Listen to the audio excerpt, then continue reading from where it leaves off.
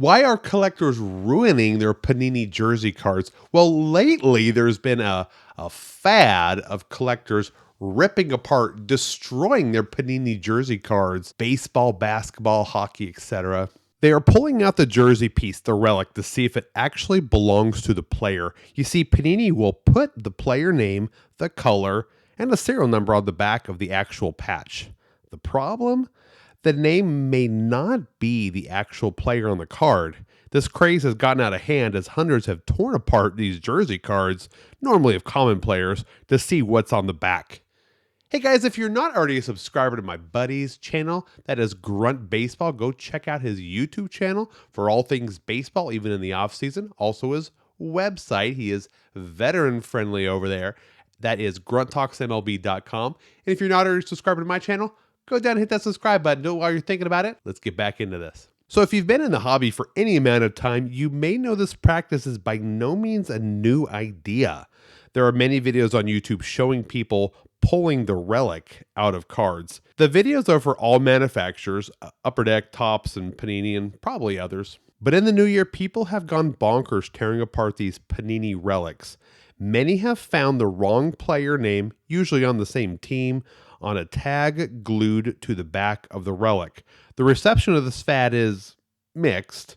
Many think it's fun, but many think it's stupid to do this. On Facebook, critics of these card destroyers get downright mean. They don't think people should be destroying these cards. I, for one, don't understand the hate. They own the card, let them do what they want. Furthermore, people are really only destroying like $3 jersey cards. Don't get worked up about something that doesn't affect you. Anybody who's watching this, do not rip open your cards until you've used the flashlight test first. Shine a super bright flashlight from front to back and you can usually read the type on the relic. I did it to about 20 cards. I can only read about half of them because the dark relics are too hard for light to pass through. And the 10 I could read happened to be all correct. Some people are mad at Panini. They say they are lying about the relics in these cards. But is Panini doing anything wrong? Well, this is where the plot thickens.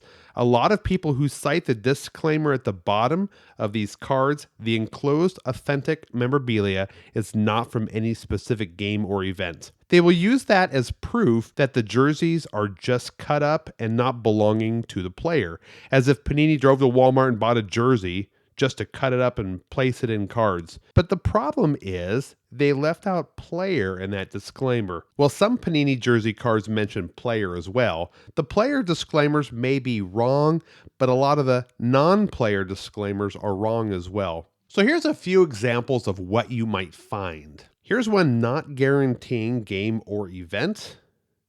Here's one that says guaranteed. At this point, I don't even know what that means.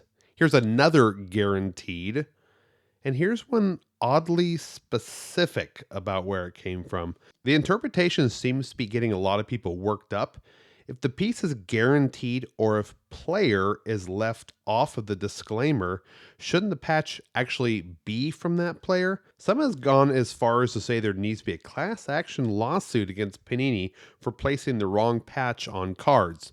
Patch cards values have been really watered down in recent years, not because of people being tired of them, but because of the card manufacturers saying the jersey was not worn by that player specifically.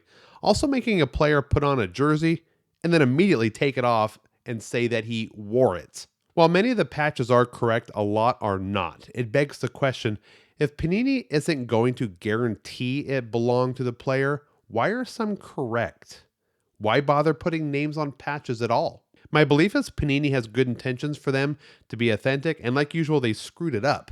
Welcome to Jersey Gate. In conclusion, I don't see a lawsuit happening, but I think Panini needs to do better. Hey guys, that's all I got for you. Thanks so much for tuning in, and we'll see you next time.